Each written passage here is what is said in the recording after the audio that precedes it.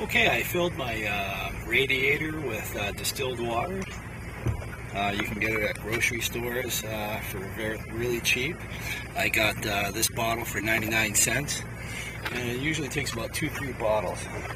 And what you want to do is you want to fill the top rad hose until water comes out the bottom, as such. See how it's flowing out?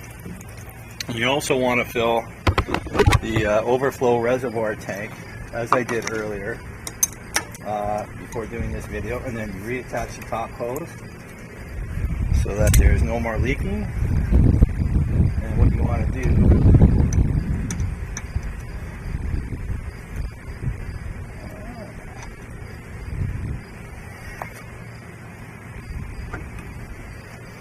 just tighten it up nice and tight so there's no leaks.